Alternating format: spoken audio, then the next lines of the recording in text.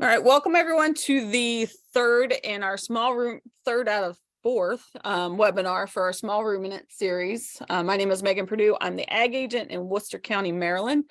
Tonight we're going to talk about things that you need to know and questions you need to ask if you're considering making a small ruminant purchase. This might be useful to those who are new to selling animals as well, because we all want, when we raise animals, we're responsible for their welfare, and we need to make sure that they're going to homes that can take care of them for however long it may be that they're going to keep them, whether they're for meat or for milk or for pets. The animals do need to be taken care of, and it's always good to start off right when you are getting into animals. All right, so we always put some disclaimers in here. So the advice in this presentation does not represent medical, veterinarian, or legal advice. Always seek competent veterinarian advice when possible. And if we use a website, product, or brand, it's not an endorsement.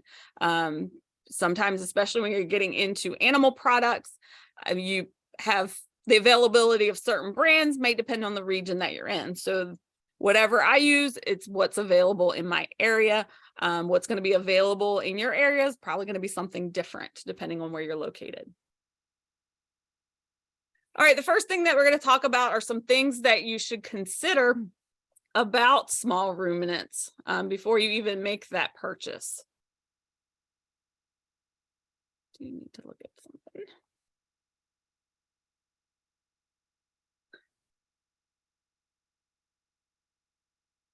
I'm losing some of my controls here. Hang on a second. All right. So make sure that you do realize that these are herd or flock animals, depending on whether you're buying sheep or goats. So you're going to want a minimum of 2. I tell people to start off with 3, but you do need at least 2. They do need to have a friend. Some small ruminants can be jerks, as you'll see in the little video there. That does happen. So depending on what you're getting, be aware of that, especially the friendlier they are, the more problems you can have with them. Again, for new herds, if you're just starting off, I do recommend starting with a group of 3 of the same age or a dam and her offspring. It's going to be hard to integrate a baby that is not related to an adult together. Just like it would be, if you have a child, the child's going to prefer to hang out with friends their own age. Animals, they're going to do better. They're going to be more equal in size.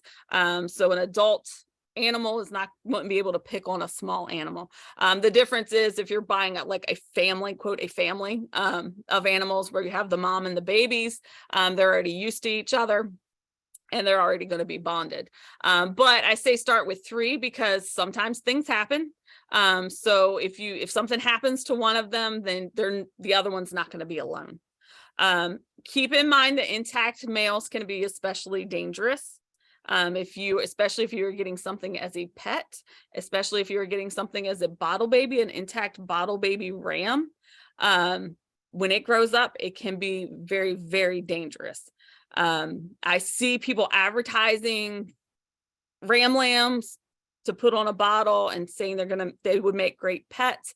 They need to be castrated, and if they're left intact, even a male that's been raised by its dam can be dangerous. So that is something I want to stress, especially to people who are new to this.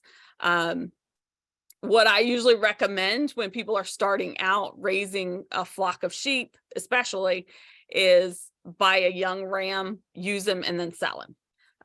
My rams, once they start getting too pushy, they hit the road because they're stronger than I am, and it hurts. I've been rammed by a ram. One that meant business, and it hurts. Unfortunately, he did not continue to attack me, he just ran over me. But I was in a lot of pain, and I was a lot younger.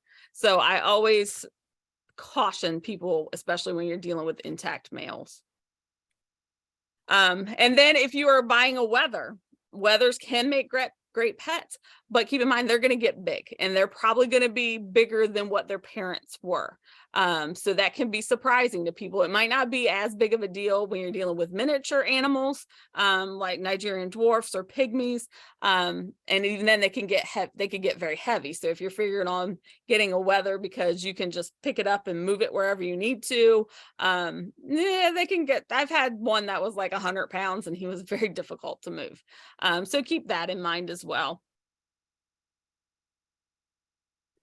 Internal parasites are a big problem, especially like in my region where it's warm and it's wet a lot of the year. The barber pole worm is deadly in high numbers. So one thing that you can do to make sure that you don't have as big of an issue is to start clean and stay clean. So if you are planning on purchasing baby animals, if you get them before they're out on pasture, like bottle babies, for instance, and you put them onto your property, which is clean and never had small ruminants on it, so they've never had those parasites deposited, you can stay clean as long as you don't introduce older animals that may be carrying those. This is why it's very important to quarantine any new animals and then treat them for parasites before you put them out with the rest of your flock, because you do buy parasites with the animals that you purchase. So keep that in mind, because this is going to be, if you're in an area like I am, this is probably going to be your number one issue. If you're doing everything correctly, it should be your number one issue, just because the barber pole worm is very dangerous and it's hard to manage in some cases. So I always do recommend people, if you're starting out, get some information on, get some FAMACHA training, get some integrated parasite management training, learn what you can. That way you can set up your operation for success. Some health considerations with sheep and goats. Keep in mind that you can, if you want to raise both, they can be together, but sheep are sensitive to copper. So if it's a feed that has copper in it, that may be an issue for your sheep, especially certain breeds. If you have male small ruminants, especially the wethers, if they're not fed properly, they can develop urinary blockages, which are deadly. They do require year-round forage, so you're going to, depending on how much property you have, how your pastures are set up. If you have pastures, you're going to need good pasture or hay source.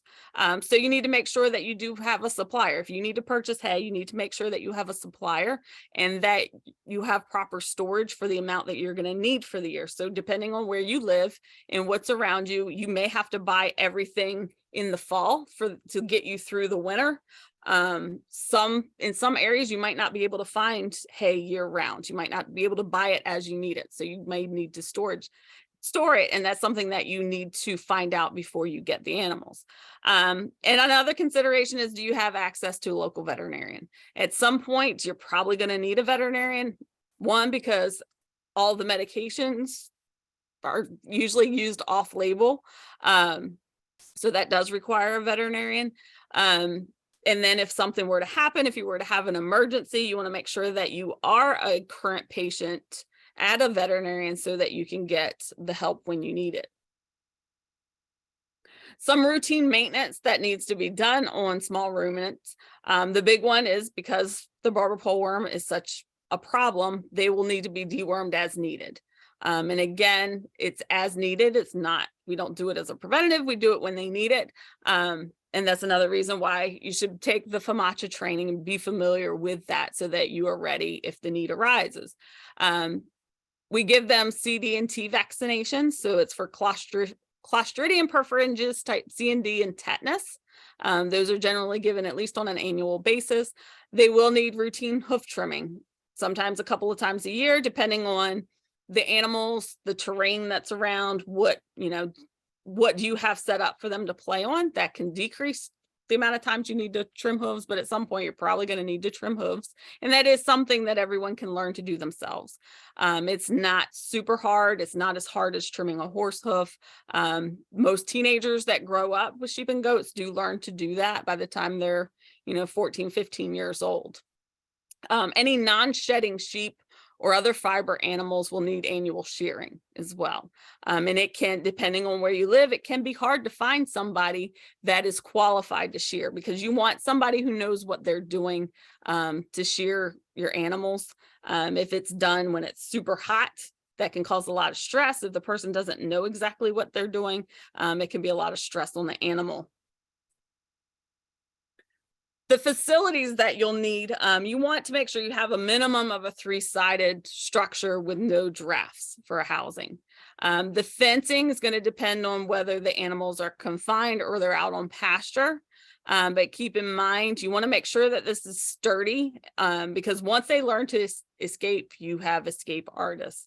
It's very hard to break those habits. When an animal learns to escape, they learn that, you know, the electric fence only hurts for a second. It's going to be really hard to keep them in an electric fence.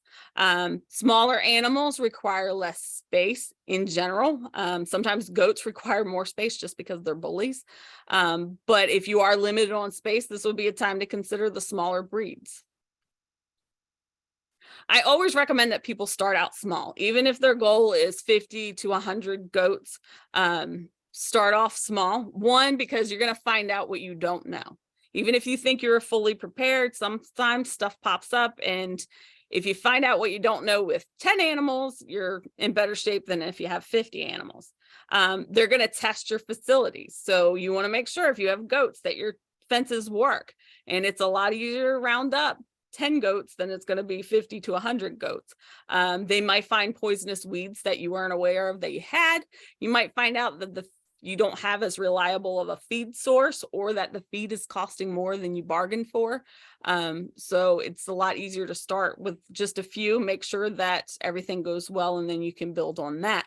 And then you can double your herd or flock very easily by keeping your replacement females from each lamb or kid crop. So, you know, most sheep and goats are going to have on average 2 offspring a year. Chances are you're going to end up with about 50% males, 50% females. If you go into it, you want to grow your flock or your herd quickly, then you retain your females, and then you change your males, your breeding males every few years as you start to breed the kids or the ewe lambs that you've kept. So before you buy, you want to decide what your future goals might be. I have a lot of people call me like, oh, I just want a pet. And then 2 years down the road, oh, well, my kids actually want to show it. Well, they bought wethers because they were cheaper. You know, wethers, most cases, can't be shown in many shows. Or they bought a mixed breed goat, and now their kid wants to show, but they want to show purebred dairy goats. So always decide what your future goals might be. So if there's a chance that you're going to want to show your animals, then go ahead and look for those show animals. Do they need to be health tested? Look for health tested registered animal sales. Is that a goal of yours? Then you want to start with, make sure that you are starting with clean animals from tested flocks and registered flocks. It takes several years to breed up. Most cases you can breed up to you can take a mixed breed animal and you can keep breeding it to a purebred male and breed it up so it's a higher percentage for whatever breed you're going for. But that takes several generations, and it can be more expensive to do that than just go out and buy the purebred animal to begin with. And then, you know, if you got to decide if you're going to be okay, those 2 starter goats that you started off with, are you going to be able, as pets, are you going to be okay with selling them because you've changed your goals? So those are some of the things you want to think about before you get into it, because not everybody has enough space to keep the animals that they started with, but they no longer fit their needs. They buy 2 pet goats and their kids decide to get into 4-H and start showing animals. They get attached to them. They don't want to sell them, but at the same time, they don't have room on their property for the extra animals. You always want to make sure that you do your homework. Decide why you want to raise sheep or goats. Do you want them for milk? Do you want them for meat? Some people raise them for fiber. Some people just want them as pets. Again, is there any chance that these animals are going to be shown? You want to get educated. You're doing the right thing right now by attending webinars. And many of you have attended some of the other webinars, but you know, look for webinars, look for workshops in your area. A lot of extension services will put on workshops. Go to a FAMACHA training whenever it's available, because those are usually limited there's usually limited availability for those. A lot of times they're only going to be offered maybe 1 or 2 times a year in your state. Research the breeds. Make sure you know what the breed standard is. A lot of them have to be a certain size, a certain color, certain fiber type, and then start looking at the prices that people are charging for them. You want to be familiar with those prices so that if you go to a farm, you know if that price is up, too high, too low. And then look at the availability. Like around here, yeah, you can find Nubians, you can find some La Manchas. You're not going to find a Toggenburg around here. So if that's something that you want and it's not available in your area, you're going to have to do a little bit more digging to find it and figure out how you would obtain it. Age is an important factor when you're dealing, especially when you're first starting out and you're dealing with these animals. Again, they do better when they're with other animals in the same age group. You might be able to find a good deal with a doe and a kid that's not related to her, but if those animals weren't raised together, it's going to be hard to buy a full-grown doe from one farm and then a kid from another farm and expect them to do well together. Many 4-H dairy goats are going to need to be purchased as bottle babies. A lot of show dairy goats are not, the breeders do not raise them on their dams. They bottle feed them. In some cases, they'll keep the babies and grow them out and see what they look like before they sell them. Some of them will sell the first freshener babies because they won't keep them out of a first freshener. But if you are looking to get into dairy goats, you're probably going to have to be prepared to raise a bottle baby, unless you can get one of their older does that they've decided to cull from the herd. Now, the culls from show herd, culls usually sounds bad because there's something, you usually cull an animal because there's something wrong with it. But in a lot of show herds, because they're keeping those new genetics and the genetics are, better than their older genetics, sometimes they'll cull from a show herd and the animal's still a great animal. It's not as competitive as the kids that they're keeping, and they want to keep their numbers down. And the advantage to this is, one, you're not raising a kid, so it probably got a lot of immunity. It's less likely to get sick. If you're raising like a dairy goat or even a meat goat, it's ready to go to work right away. So if you have a dairy goat, she might still be in milk. You might be able to milk her. If it's a meat goat, you're probably going to be able to breed her that first year and get kids very quickly versus the 1 to 2 year wait you would have to have if you were purchasing kids. Sometimes the costs are going to be the same or less than a lamb or a kid from that same farm. It just depends. Each farm is different, but in some cases, especially with dairy goats, sometimes it's better value to buy the cull adult than it is the kid. So we get a question a lot about going to the auction. If somebody posts on Facebook, they are looking for a goat, everybody's going to tell them, just go to the auction, go to the local auction. And auctions can be a decent place to buy animals if you know what you're doing and you're willing to accept the risk.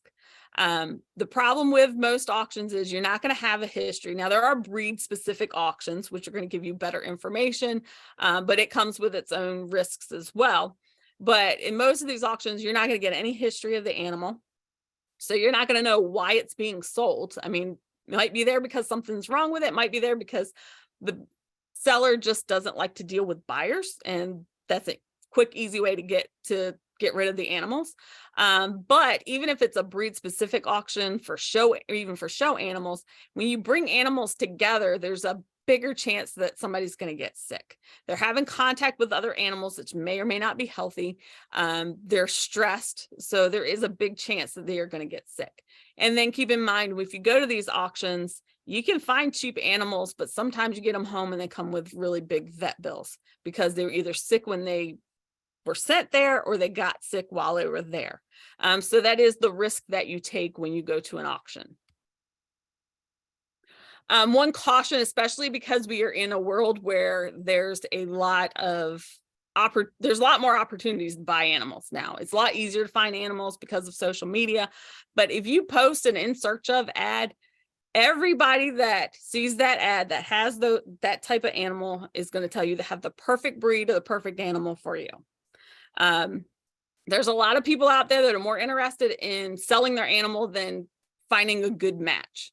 Now, I have a vested interest in making sure that I find good matches because I don't want people coming back to me and complaining later on because of the work that I do, that, you know, I didn't know this, or I didn't know that, or I can't stand this breed.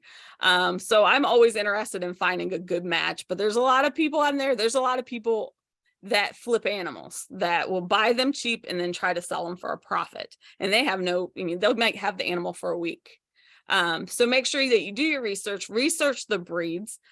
Different breeds can have different personalities. Like Nubians are very popular because of their looks, but they're also a very loud animal. And some people cannot stand that. You may have neighbors that won't be able to stand that when they go out there and scream like something's killing them every other day, but it's because they saw you with a feed bucket. And there are some sellers that will bash other breeds to try to convince you to buy the breed that they own. They might tell you that standard size goats are huge because they have mini goats, or somebody who raises standard goats might tell you that mini goats are mean or don't produce anything or going to get out of everything. So do your own research and then watch out for scams. I did have to add that in there because I do read some of the Facebook posts, and there are a lot of people out there who are putting up cute pictures, especially of the Highland calves right now. They're stealing other people's pictures, and then they're responding to some of these ads, or they're placing their own ads. So be very, very careful of it. Never send money to someone that you just found on a social media group. Do your research. If they are reputable, then they are going to wait for you to come to the farm and look at the animals before you decide to buy. Or if they're an established breeder and who has a waiting list, you're going to be able to find their web page with all of their, sometimes they will you'll have to send a deposit before you pick the animal up. But you're going to find their website with all of the animals that they have, their pictures, their buyer policy, and probably they're going to have an active social media page where previous buyers interact with them. So be very, very careful. Don't send money. If you're in doubt, don't send money. And always look for those comments. That's the new one. They turn off comments. If you don't have the ability to comment on the original post, odds are it's a scam. I mean, you should always visit breeders, even if you're going to have to put a deposit on an animal because there's a waiting list. I would ask to visit the breeder ahead of time before I put that deposit on, especially if you're new, just to see what you're looking at, see the animals in person. You want to see what these animals look like. Do they fit the breed standard? Are they healthy? Is everybody a good weight? An adequate weight, or some of them too skinny? Is there a lot of diarrhea? Is there a lot of parasites? These are the type of things that you want to look for. Also, if you're looking for are looking for animals that you're going to have a lot of interaction with, or your kids are going to have a lot of interaction with, look to see what type of personality that breed has. And then what is their sales policy? Is there a waiting list, or is it just, you know, I have animals, they're due around this time, I will let you know when the babies are born what I have available. Another question is, how much do you pay? So you get what you pay for sometimes. If you've done your research, you should get what you pay for.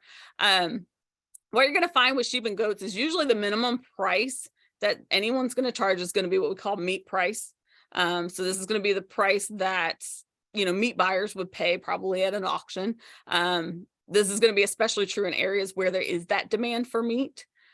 Some breeders know this, and they will keep their pet prices higher to prevent selling to the meat market. So if they're selling higher, even if it's just a pet quality animal, sometimes it is to keep meat buyers from buying them. So you should always know what animals are worth. You got to decide how much you can afford. Again, you're going to need 2 to 3 animals.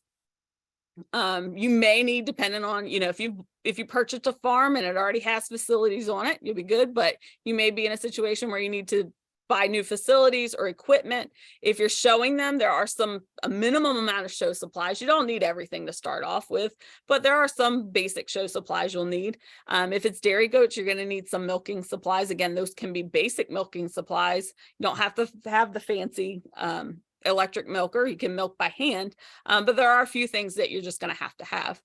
Feed costs is a big consideration. It's a regular expense that always seems to rise. I don't think I've ever seen my feed costs go down. if you're buying from a feed mill, you may see some fluctuation, but if you're purchasing from a feed store, a name brand from a feed store, it's probably just going to continue to rise. And then that's another consideration for the type of breed you have. Smaller breeds might eat less food. And then veterinary expenses need to be accounted for too. There's always going to be an emergency that arises at some point, so you want to be prepared for that. Some other things to consider is just because it has a high price tag doesn't mean that it's worth that. There are some people that are very good at marketing and taking pretty pictures. Sometimes they charge for spots. So the more spots, the more you pay. They charge for color, but you can't milk that. You can't eat that. Keep that in mind. And then on the opposite end, just because it has a low price tag doesn't necessarily mean it's not worth more. There are people that don't know how much their animal is worth. And there are people who live in areas where that type of animal might not be in demand. So their animals are going to be priced lower. It could have the same genetics as animals 100 miles from it and be half the price just because that person doesn't show their animals or there's not the demand for those animals around there. So location does matter. Supply and demand does matter in some cases. Registration is another thing to consider with small ruminants. Generally, your registered animals are going to be higher priced. That doesn't mean that they're worth it because not all registered animals should be registered. It needs to be should be a nice animal that meets the breed standards, that's in good shape if they're registering it. But if both parents are registered, the breeder can register it.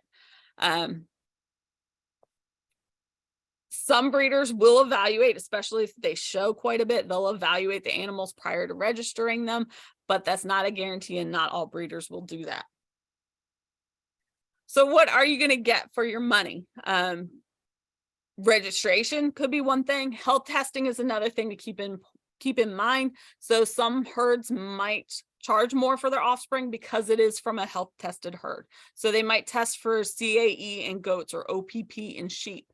They may have had everything tested for yonis. And then these health testings need to be done every year and on all the animals in order to call it a health tested herd. They may keep production records. They may have a production guarantee. If you're breeding it as you're buying it as a breeding animal, there might be some sort of guarantee that goes with it that it will reproduce because things do happen. And it's something that the breeder,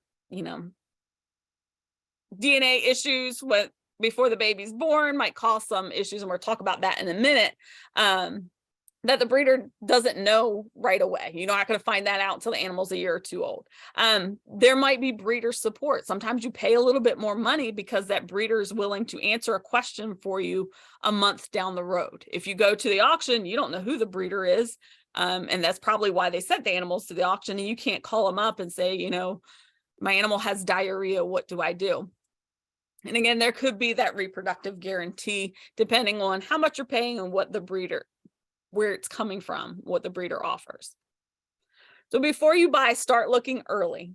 You don't want to be in a situation where you make an impulse buy. Check out multiple farms, compare the quality of the animals, the services that they offer, again, like breeder support, health testing, and the prices, and then know what you were looking for. Know what breeds you're looking for and the quality that you're looking for. Are you looking for a show animal, a potential show animal, or you just want pet quality? Because that's going to make a difference where you look and how much you pay.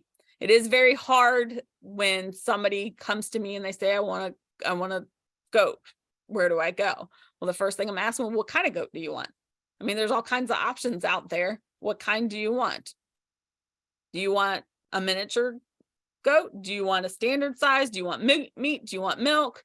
What kind of breeds? Some people love La Manchas. Other people hate La Manchas. They can't stand them because of the little tiny ears. I mean, I find it cute, but not everybody does. So that is an important thing to know. If I know that you don't like the little ears on a La Mancha, I'm not going to send you to a La Mancha breeder. All right, you always want to inspect the animal. So we're going to talk a little bit about some of the things to look for. All right, so you should know what the breed standard should look like.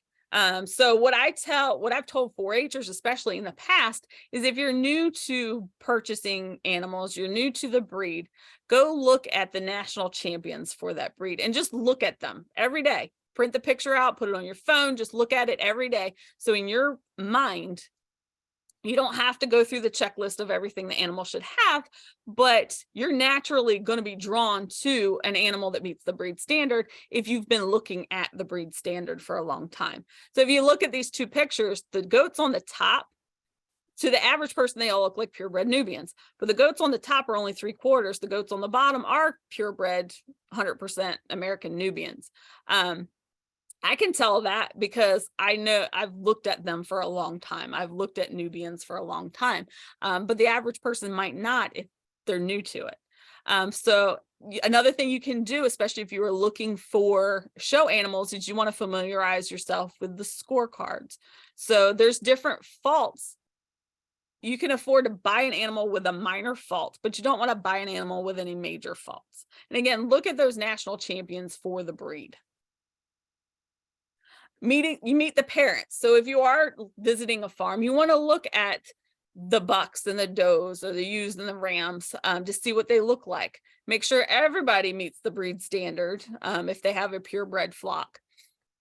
For dairy goats, you don't put as much weight on the buck, but you want to check out his mom. That's who you're usually going to look at to see what kind of potential, or you could look at his daughters. If they are available, that would be a good indication of what he produces. For any hybrids or mixed breed animals, you can ask to see grown siblings. So if they are, if you're interested in a mini La Mancha, it would be helpful for you if you could see grown siblings to the animals you're considering purchasing. That would be a situation where I'd ask if there's a size guarantee on them to make sure that they are truly miniature. They're smaller than the standard size.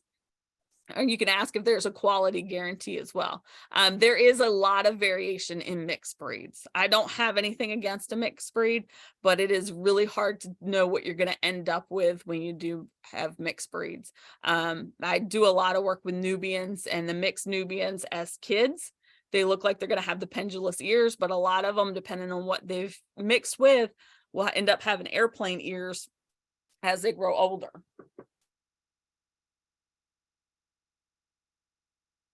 You want to look at the face and head on the animals, make sure that they meet the breed standards, make sure the breed character is there. So like on Nubians, you want to make sure that they have the Roman nose and the pendulous ears. If it's a La Mancha, they're going to have more of a straight to slightly dish nose with those little teeny tiny ears. Some of them are elf ears, some of them are considered gopher ears. On any animal, you want to take a look at its mouth. You want to check for a large underbite or a large overbite. And there's nothing wrong with slight underbites or overbites as long as you're not paying for perfection.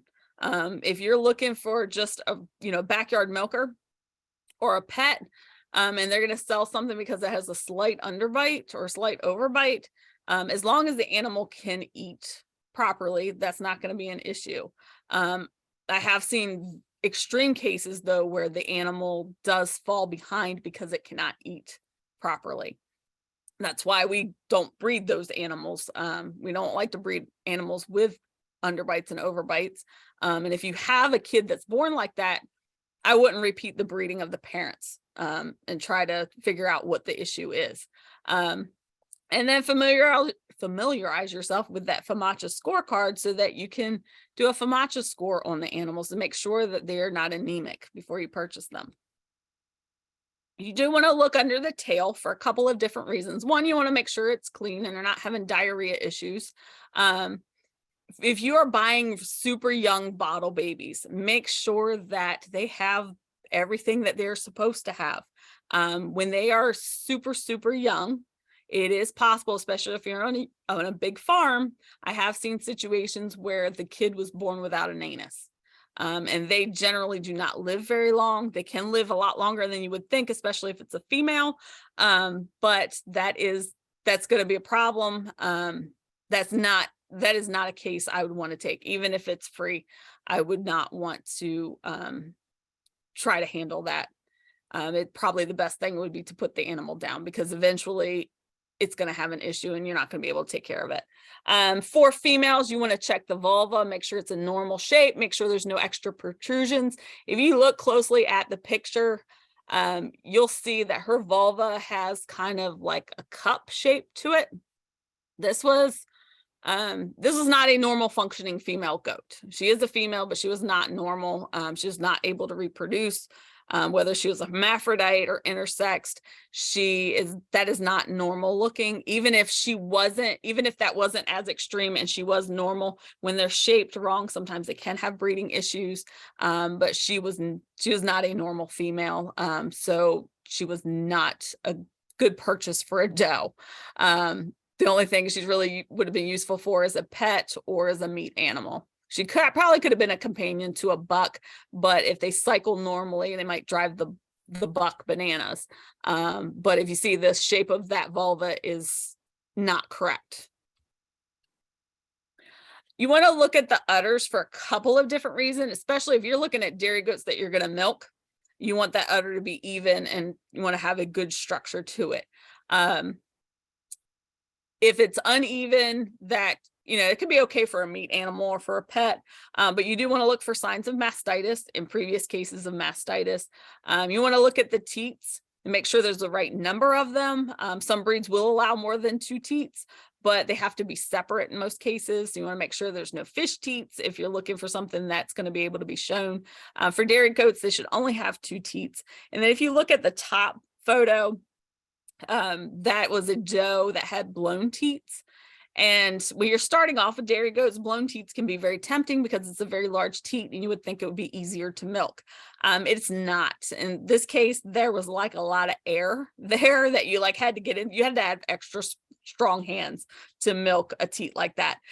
Babies will not be able to nurse those humongous teats either. So that's not it. It's not necessarily something you want to start off with. You want more of an udder like the one in the bottom picture where the teats are adequate size, but not too small, not too big. And that doe can nurse kids if she has kids as well. When you're looking at the boys, you want to make sure, especially if it's a breeding animal, you want to make sure that there are 2 descended testicles. They're equal size, appropriately sized. Take a look at the scrotum. Some of them will have a split.